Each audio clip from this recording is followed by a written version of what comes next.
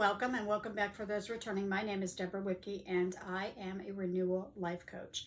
In today's video, I would like to touch a little bit on quantum physics, and I think most people out there are a bit aware of quantum physics at this point, and I'm not going to get into the actual physics of it. What I want to focus on is, do you believe that your thoughts create your reality? And I know for me, I have always been so fascinated with quantum physics ever since I first learned about it in undergrad years and years and years ago.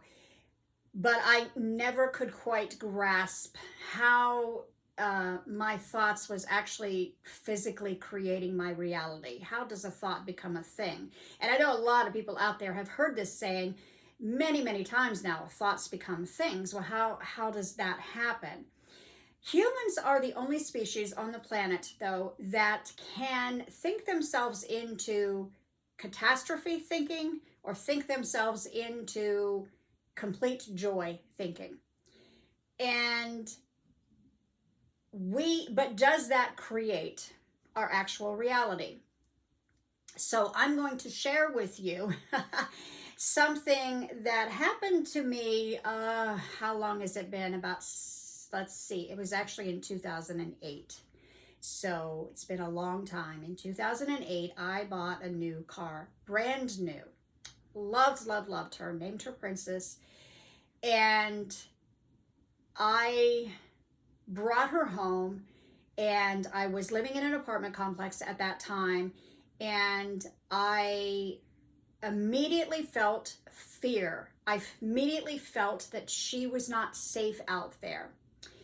It got to the point where I would be laying in bed at night, and 2, 3 in the morning, I would suddenly wake up thinking I heard glass breaking.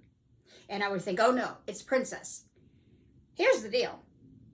The parking lot and my apartment were so far apart, I couldn't have heard glass breaking if it did. But in my mind, I was, every day that I parked my car in the carport and went into my apartment, every single day, I kept thinking to myself, she is not safe out there. Something's going to happen to her. Someone's going to break in. I literally was thinking that every single day. Fast forward a few months, and I go out one morning to get in the car, and the driver's side window was smashed, and they had broken into the car. They stole CDs that I didn't have a lot. They stole CDs in there. They even stole, popped the trunk, and even sold the new washing fluid to wash her with, literally, and the wax that I had just bought. But that is devastating. And I didn't honestly think anything about it except that I was devastated. And, you go through the process of feeling all of those horrible feelings. I got her repaired and everything. And it was not until about literally 5 or 6 years later that I had really started to delve more into quantum physics, and I was reading a lot of material, a lot of different people. Dr. Dyer was one of them, if anyone knows him. Deepak Chopra is another one. Sonia Choquette is another one. I was reading all of these amazing, fascinating books, and it suddenly popped into my head one day, and I was like, I thought that catastrophe into being. I created it. My fear that I continued to hold on to and basically nurture every single day and every single night, because I can't tell you how many times I woke up in the middle of the night thinking I heard glass breaking when, like I said, I couldn't have even heard it. I didn't hear it when it happened. I went out there perfectly innocent, went to get in the car, and there's glass all over the place. It even took me a second to realize that the glass had come from the driver's side window. But fast forward those years later, and it was so incredibly clear to me in just a flash that I had created that catastrophe, that I had thought it into reality because I had focused on it so very, very much, to the exclusion of of the opposite that I actually wanted to happen, which was she was safe out there and that everything was fine and that nothing was going to happen to her. So it literally was that first time that I just so clearly understood that my thoughts had created something in my reality, and I knew beyond a shadow of a doubt it had. Now, I'm not saying these things to say, oh, you have to take responsibility for everything and it's your fault. I'm not saying that at all. I am saying we do have to take responsibility for our lives, and we have to take responsibility for what we're thinking and what we're focusing on, and that fear thinking does lead to things happening. And the same as the opposite, good thoughts lead to good things happening, because I can say that as well.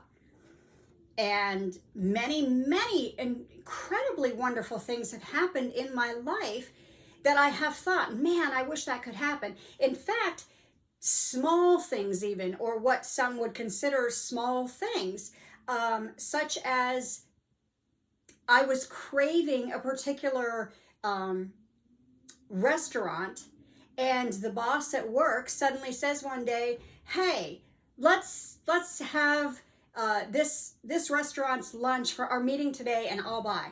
And I was like, oh my Lord. Like, I was craving that place and now I get to have it. And the best part of all is I don't even have to pay for it because he paid for it. So how crazy fabulous was that? So I do believe that thoughts create things. Now, it's not instantaneous, of course. If it was, oh, we would be a whole big mess. But I do know that when we continually focus on one specific thing and we put so much energy into it, and if you know quantum physics, you know that it is thoughts, but it is also the emotion behind it. It is the energy that we bring to it. And again, the energy, so going back to Princess, the energy of that was fear. And so that fear energy can be incredibly strong.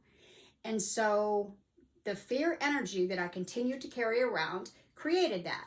Now, on the flip side, the boss buying the lunch, that energy was joyful and uplifting because I was thinking, boy, I would love to have this restaurant. And I had been thinking it for a few days, thinking to myself, I need to make time and get, have the money in my budget in order to go to this restaurant, and I'll get takeout and take it home. That was my idea around it. But again, I had been focusing, and every time I focused, I felt joy because I was like, oh yeah, I want to eat that food. And so that was a high vibration because I was feeling joy. Obviously, the fear was a low vibration because I was feeling that fear and that I wasn't safe, that Princess wasn't safe in the carport. And turns out that she wasn't, because thoughts do create things. So anyone, again, this is out there, it's everywhere, it's been out there and everywhere for a long time, but it gets a bad rap still with a lot of people, and it's difficult for people to understand how they are creating things. How did my thought create it? Well, again, it's not just the thought. It's the thought plus the feelings, emotions going together, creating that very strong magnet. Actually, it's creating a very strong magnet that magnetizes that thing to you. Whether it's good or whether it's bad, it's still magnetizing that thing to you. I could give you a gazillion examples of tiny, tiny little things that I will think of in my mind and think of with such joy, and literally 2 or 3 days later, they pop up, and I'm talking tiny little things, and we don't even notice because we'll think those little things and have that momentary joy around it, or the opposite, and then we go on with our lives, and then when it actually comes in days later, we don't usually connect the dots and see that they went together, and see that our thoughts with our emotions, our vibration of emotions and feelings created this, whatever it was that created in your life. So I know that was a lot. I hope you enjoyed this video. Please give it a thumbs up. Please leave me a comment. The comments and the thumbs up are what will get YouTube to notice my channel. I am trying to grow it. So have a wonderful day.